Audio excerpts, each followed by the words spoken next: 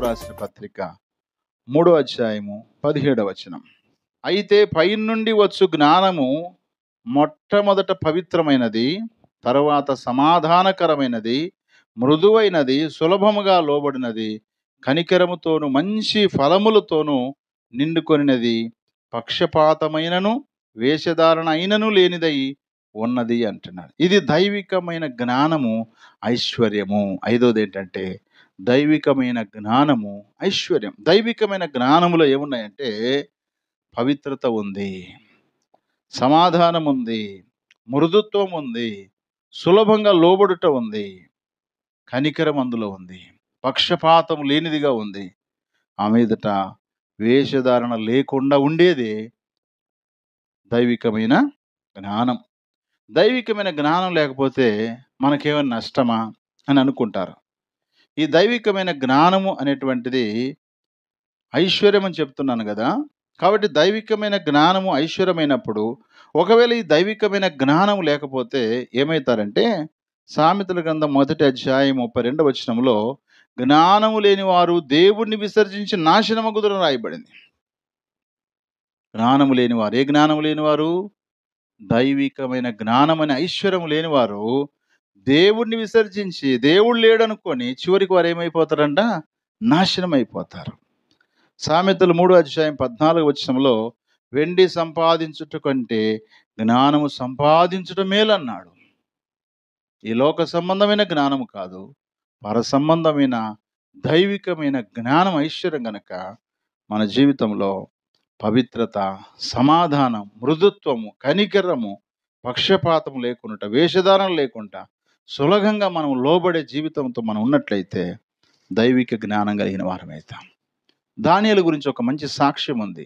ఒక రాజు బాధపడుతుంటే తనకు వచ్చినటువంటి కళను బట్టి బాధపడుతూ, ఆ నెబుకద్నెజరు యొక్క కుమారుడు ఎవరు? బెల్షస్సరు కదా. ఈ బెల్షస్సరు తనకు కలిగినటువంటి ఆ యొక్క దర్శనాన్ని బట్టి ఆ గోడ మీద రాసేటువంటి ఆ అక్షరాలను చూసి భయపడి, ఆయనకి ఏమర్థం కాక తారుమారు అయిపోతున్నప్పుడు తన భార్య వచ్చి అంటుంది, బెల్షస్సరు, నువ్వు ఎందుకు దిగులు పడుతున్నావు? ఎందుకు భయపడుతున్నావు? దేవతల ఆత్మ గలవాడును దైవ జ్ఞానం గలవాడైనటువంటి దానియేలు నీ తండ్రి కాలంలో నుంచి ఉన్నాడు. అతడు దీనికి సంబంధించిన జవాబు నీకు చెప్తాడు. ఎందుకు కలవరపడుతున్నావని ఆమె దానియేలు గురించి సాక్ష్యం ఇచ్చింది. దానియేలు గ్రంథం 5వ అధ్యాయం 11వ వచనంలో ఈ మాట మనం చూడొచ్చు. అలాగే ప్రసంగి గ్రంథం 2వ అధ్యాయం 26వ వచనంలో దేవుని దృష్టికి ఇష్టడుగా ఉండేవాడికి దేవుడు జ్ఞానమును అనుగ్రహిస్తాడంట. హల్లెలూయా, జ్ఞానమును అనుగ్రహిస్తాడు. కాబట్టి దైవికమైన జ్ఞానము ఐశ్వర్యము అనే సంగతి నేను జ్ఞాపకం చేస్తున్నాను. కాబట్టి దైవికమైన జ్ఞానములో ఏముందట? పవిత్రత ఉంది, పరిశుద్ధత ఉంది, సమాధానం ఉంది, కనికరం ఉంది, వేషధారణ లేనిదిగా ఉంటుంది, పక్షపాతం లేనిదిగా ఉంటుంది. మాత్రమే కాకుండా మృదువుగా మాట్లాడుతుంది, కఠినంగా మాట్లాడదు. మృదువైన మాట కోపమును చల్లార్చునని వాక్యం సెలవిస్తుంది. మృదువుగా ఉంటుంది. దైవిక జ్ఞానం కలిగిన వారు చాలా మృదువుగా ఉండాలి, సున్నితంగా ఉండాలి. కానీ గరుకుగా, కఠినంగా, కరుకుగా ఉన్నట్లయితే దైవికమైన ఐశ్వర్య జ్ఞానం నీకు లేదని అర్థం, మనకు లేదని అర్థమవుతుంది. కాబట్టి ప్రియులారా, ఈ విషయాన్ని జ్ఞాపకం పెట్టుకుందాం. 6వదిగా అపోస్తలుడైన పౌలు కొరింథీయులకు రాసిన మొదటి పత్రిక 1వ అధ్యాయము 5-6 వచనాలు. క్రీస్తును గూర్చిన సాక్ష్యము మీలో స్థిరపడినందున ఆయన యందు మీరు ప్రతి విషయములోను, అనగా సమస్త ఉపదేశములోను, సమస్త జ్ఞానములోను ఐశ్వర్యవంతులైతిరి అన్నాడు. అనగా క్రీస్తును గురించిన సాక్ష్యము మనకు ఐశ్వర్యం అని సెలవిస్తున్నారు. లోకాన్ని గురించి సాక్ష్యం కాదు, తోటి విశ్వాసుల సాక్ష్యం కాదు ప్రియులారా. క్రీస్తును గురించిన సాక్ష్యము మనకు ఐశ్వర్యం. యేసు ప్రభువు వారు చనిపోయి తిరిగి లేచి పరలోకానికి ఆరోహణమైపోతున్నప్పుడు శిష్యులతో కొన్ని మాటలు చెప్పాడు. ఏమని చెప్పాడంటే, అపోస్తలుల కార్యం 1వ అధ్యాయము 8వ వచనంలో,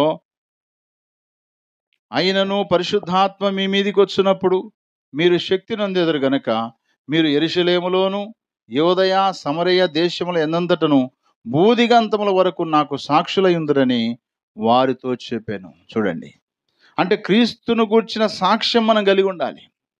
ఎక్కడికి వెళ్ళినా క్రీస్తుని గురించిన సాక్ష్యం మనం చెప్పాలి. చాలామంది తన గురించి సాక్ష్యం పలుకుతున్నారు, కానీ క్రీస్తుని గురించిన సాక్ష్యం చాలా తక్కువ చెప్తున్నారు.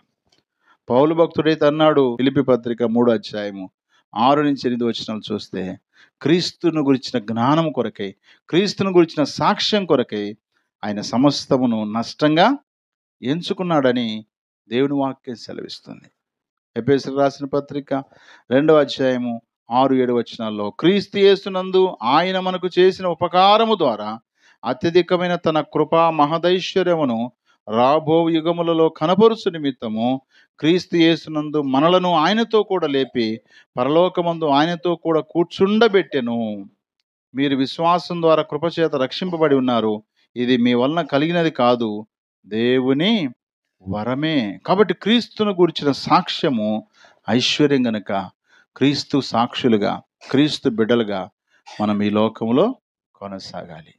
కాబట్టి ఇప్పుడు మనకు పరసంబంధమైనటువంటి ఐశ్వర్యం కావాలన్నా, భూ సంబంధమైనటువంటి ఐశ్వర్యం కావాలన్నా? ఒకవేళ భూ సంబంధమైన ఐశ్వర్యం కావాలంటే ఇస్తాడు దేవుడు, కానీ దానివల్ల నీకు ఏ ప్రయోజనము లేదు. నువ్వు బ్రతికినంత కాలం అనుభవిస్తావు, లేకపోతే నీ స్థానంలో మరొకరు అనుభవించటానికని నిన్ను చంపేస్తారు కూడా. కానీ పరసంబంధమైన ఆశీర్వాదం ఎవరిని దగ్గర దొంగిలించలేరు. పరసంబంధమైన ఆశీర్వాదం ఏంటంటే దైవికమైన ఐశ్వర్యాన్ని కలిగి ఈ లోకంలో మనము కొనసాగుటకు పరిశుద్ధాత్మ దేవుడు సహాయము చేయునుగాక. ఆమేన్.